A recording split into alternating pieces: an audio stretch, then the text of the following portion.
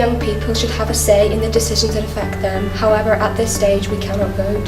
At 16 we can join the army, and we often get charged adult prices for things despite most 16-year-olds still being in full-time education. There are many educational inequalities in Northern Ireland affecting young people. The transfer test is creating an unequal society.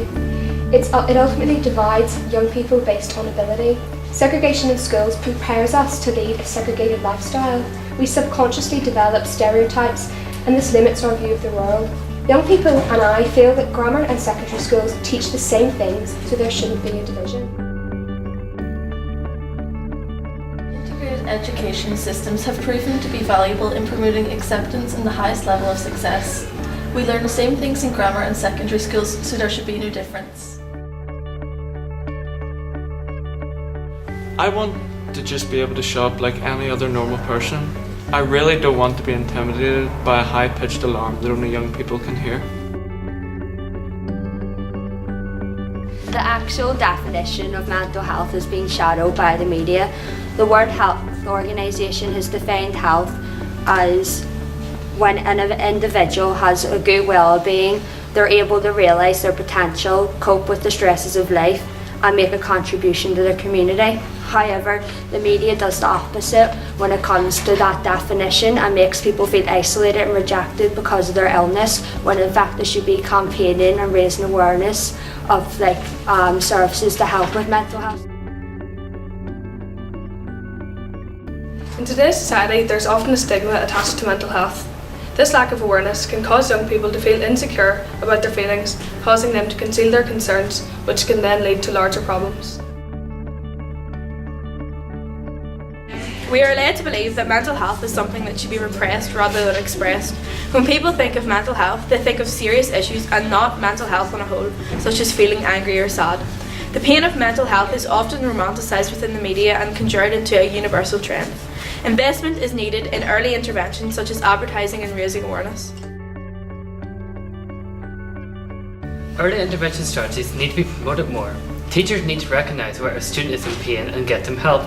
Granted, I know that students, children and young people can't be monitored under 24-hour surveillance, but the idea that anyone is looking out for them is relevant. Teachers work on a daily basis with children and young people, but many don't have the skills to deal with the issues that affect them. Instead, they preserve stigma, enforcing the idea that it is wrong and should be suppressed. Quotes from studies present an attitude of the teachers, if they start talking about it, everyone's going to start doing it, such as suicide and self-harm. This attitude needs to change. Don't judge children and young people by their behaviour alone. Teaching staff need to think why that young person is behaving badly. Is it an undiagnosed condition like autism, sensory processing, ADHD, dyslexia or dyspraxia? I wasn't diagnosed with autism until I was 15, and by this time I was out of school and it was too late. This is the case for many girls, and have developed mental health conditions like anxiety and depression.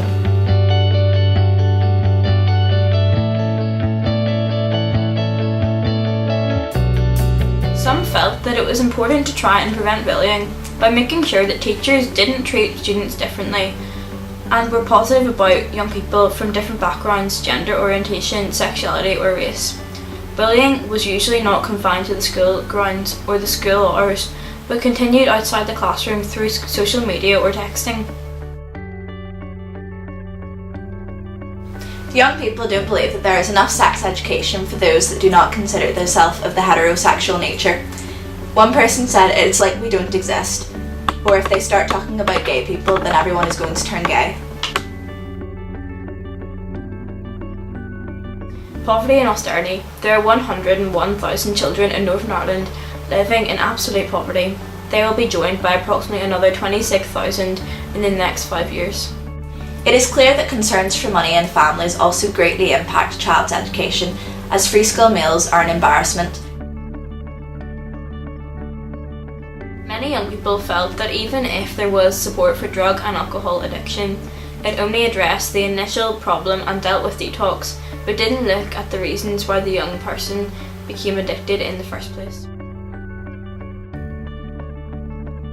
Regarding the political situation in Northern Ireland, young people no longer contact police when something goes wrong, as they're not the ones that are in control anymore. We believe that it's paramilitaries. Care experienced young people had particular concerns about the levels of support they got throughout the process, particularly when transferring between social workers. Many felt they weren't always fully informed about what was happening, and that those taking care of them didn't understand what they were going through. Referring to the Troubles, young people have mixed opinions. One person said, discussing the Troubles, it's like adults want us to go through it again. We want to let it go and move on. It puts us off politics.